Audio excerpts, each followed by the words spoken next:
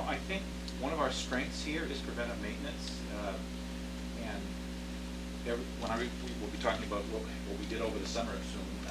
That's what we focus on during the summer. You know, there are roof projects underway, there's painting, there is HVAC, there's an awful lot of preventive maintenance going on. And I think that allows me to be fairly confident that the modulars can be in use for 10 plus years. I mean, after a while, they start to show their age, Right.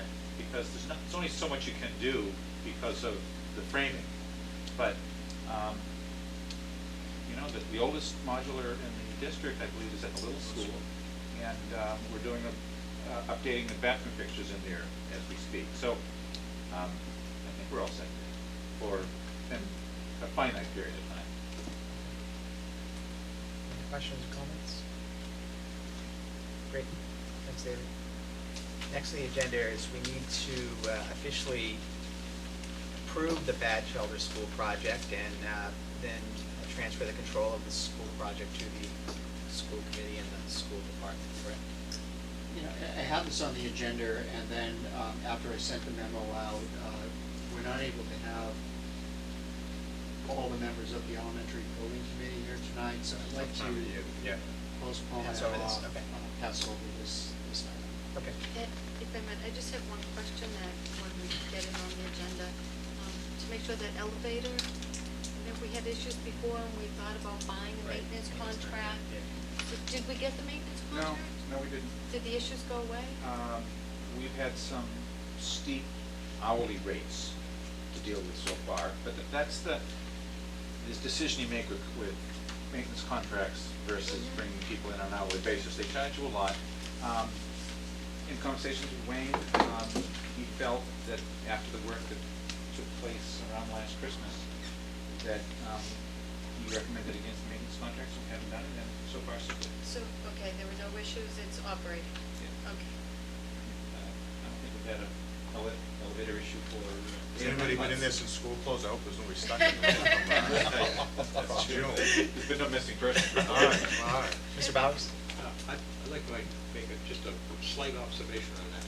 That was another one of those conscious decisions made in the best interest of the town to save the town money. Right. It's one of those finite things, but it's one of those things where it was a conscious decision made not to buy a maintenance contract, which I personally have never bought. I would never buy a maintenance contract. I think they're not useful financially. And to go with some short amount of rates for specific issues and deal with those individually if they happen. Okay, moving on. Next, we have the fiscal '07 budget audit. Mr. Nelson? Yes, thank you. You have a copy of it in front of you. This is the audit that forms the basis of the end of the year report and the per pupil expenditures and many of the statistics that we allude to as the years go by. It's a excruciatingly detailed audit. It looks at everything ranging from amortization schedules of school building projects to do we identify new employees by the use of a picture ID, to withholding, to do we spend our money appropriately and within the right function, do we categorize things appropriately. It goes into that level of detail. It's important also to note that these auditors are hired by the finance director, not the school department, so there is a separation of powers there. And the auditors are also approved by the town selectmen. And I wanted to take a minute to recognize a lot of people who perform work throughout the year that is ultimately examined in here, primarily the school business office personnel. That's not to, we should also focus on the fact that we're dealing with our colleagues in the town hall, the treasurer's department, and the finance department. But what's nice about this audit report is, and I've worked with auditors for most of my career, is I've never seen an audit with no findings. And this is an audit. I've no never I finding. seen- think they're paid to find I know, mistakes. believe me. Either they were trying to get the hell out of here, Cal, Or the- you know, or they they've done a didn't dot heck of a the I. job, because I've never seen even, sometimes they'll pull in like Yeah. the stupidest recommendation Right. you can imagine, just so they can, Or they just so they show something- that they did something. There was nothing. There's no finding. So a lot of people deserve commendation for that. And I'm pleased that it allows us at the same time, as dry as it is, it allows us to step back and realize that the work that we do is done according to Hoyle. And I'm pleased by it. And when the people write the letters to Right. the transcript asking for an audit, you can send them a copy. And this only sheds, only confirms more what Mr. Bowers was saying earlier about the efficiencies of the department and doing things the right way. I also want to ask a question, Carl. Is this audit required of every school district in Massachusetts? Yes, it is. Yes, it is. Any school district that accepts state funds, which would be all school districts, and for example, if you don't follow the deadlines that are contained within some of the Department of Education procedures and policies, then they delay your grants and your Chapter 770 money proportionally to the delays of all the things you turn in. I mean, there's so many things that this deals with. Mr. Bowers alluded also to getting the best bang for your buck. One thing they look at very carefully here is, do we bid? Do we go out to bid and look for the best price? And any time they see expenditures over $250, they look to see if we follow the proper bidding procedures. It ramps up. There's different bidding procedures for $250, $500, $1,000, and $5,000.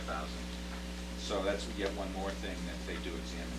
And so this also is the audit that, we always hear from people in town that you can't depend on the state per pupil expenditure figures because you're comparing apples and oranges. These audits of each town say you're comparing apples to apples with how towns or school districts are reporting their numbers to the state, correct? That's correct. Kyle, are you comfortable with that now, that all the that all the variables in the formula are being provided There was by that one us? question That the question about the Retired health retirement insurance, benefits, right. and things like that, everything's You going know, in. I want to say 100% confident, but I really can't, Jerry, because about 10% of the financial activity that is reported here is reported by way of the town. So I can't vouch for that. Having said that, I'm not in any way inferring that I don't think there's a problem there, but since I can't personally vouch for those numbers and the legitimacy of them, I can't go that far. But I can be 100% confident of all of the school reports as being accurate. Well, you would think the town is going to be very careful to report what they're spending on the schools versus what's being spent on town departments also. You would expect that, so I think we can be pretty But if there's one confident. little piece of that that's not being reported, it could throw off that rank. Correct. That's true, and we know that has happened in the Yeah. past, but we do have an experienced financial group now at Town Hall that's been in this system now for a few years, and I think I certainly work with them and try to point out areas, make sure that they're reporting all of the fringe benefit activity. But I don't have my hands on that to be able to tell you that it's done. I mean, I don't know that it's unique that the way we do fringe benefits here by doing it off the top before we divide the budgets. I mean, I don't know if other towns do that or not, but obviously that would be a major issue, yeah. Well, it's definitely in all of our interests to report everything. That's been my philosophy. Everything's an open book, there's nothing to hide. Anyone can come in anytime they want, look at anything they want. And I think it's in the town's interest, as well as the school's interest, to report everything. Yeah. And again, I think it just points out anybody in town can go to the Mass Department of Education website and look at where we stand on per pupil spending. And those figures, yeah, are there $100 here or there, maybe they're off, sure, but those figures are pretty accurate, and every district has to report. And I think the numbers are what they are, and as Mr. Bauer said earlier, we get a tremendous amount of value out of each dollar we spend in thread. Thanks, Carl. Dr. Stroughton, brief report on everybody's favorite time of year, the opening of the school year. Everyone's anxious to have kids go back I to am. school. Yeah. Say that again. Of course, we're gonna finish that summer reading first. Oh, exactly. Oh, they're gonna go? Yeah, they got another week Oh, more. yeah, There we so go, a we- week and a half. You can read 2 books in 10 days. We're ready to open. I just wanted to publicly review the opening day schedule. But our schools will open next week from Wednesday on September 3rd for all students in grades 1 to 5, 6, and 9. And on Thursday, September 4th, all of the students in grades 7, 8, and 10 through 12 will also have their first day. And the preschool. And the preschool, correct. And our kindergarten children on Wednesday, the 3rd, and for Thursday, the 4th, will have orientation that has been scheduled with the children and their parents, with their kindergarten teacher. And then the formal classes begin on Friday, September 5th for kindergarten. So we're ready to go. I just wanted to review a few other things, and then I'll let Carl talk a little bit about some of his work and preparing the schools for the opening. I've already mentioned some of the changes in our curriculum, and we're all very excited about that, and particularly with getting back to the business of full-time education. We're also bringing on board, I think the number is 35 new teachers. And every year we get questioned. I thought that, the superintendent said that we were only going to hire 14 new teachers. No, not additional. Yeah. We are hiring exactly what we said in the budget. We're hiring 14 new positions above and beyond what we had last year. But on top of that, we have teachers who have retired and need to be replaced. We have several teachers who are out on leaves. Their positions need to be replaced. They need to be filled. We have teachers who decide that they're either not going to continue in education, or they're going to work in another school, or they're going back to graduate school. Those positions need to be replaced. So when all is said and done, we are bringing on board 34, 35 new teachers next year, who will be new to North Reading. Now, there's always a question too, I know from parents, particularly at the elementary level, they may have heard that their child's teacher is Miss So-and-so or Mr. So-and-so, and they find out that that's not the case because someone has either left or resigned or gone on leave. Let me assure our parents, our principals work exceedingly well in terms of bringing on board highly qualified teachers. And we do a great job of that. The teachers who work with our children are very talented individuals, whether it's their first year of teaching or whether it's their 20th year of teaching. We make sure that all new teachers go through the new teacher orientation, which actually is tomorrow, Wednesday, and Thursday of this week, and that all new teachers, whether they're their first year or their 20th year, participate in new teacher forums spaced throughout the year to make sure that they understand what we're looking for as a school district in terms of quality education. So if you see a bus driving around the community with a lot of wide-eyed, smiley adults on it tomorrow. Is that one bus or two buses? I know. No, one bus. Yeah, we'll get, We I have think 70 we'll get them all on. passengers. And 2 new principals as well.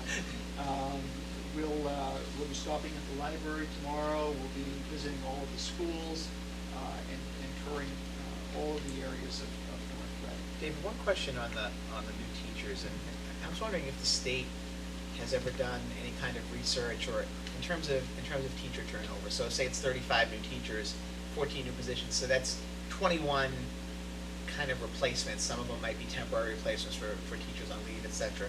But does the state have any studies as to, is there a norm for teacher turnover?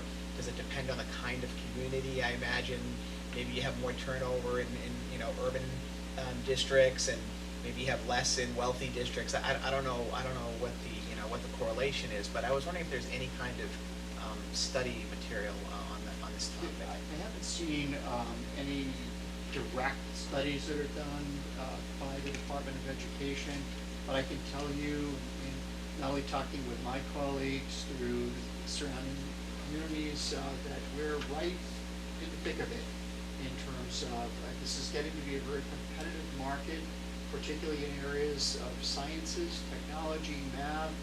You're language, and special education. That it is getting to be a market for teachers who possess certain certifications and skills and experiences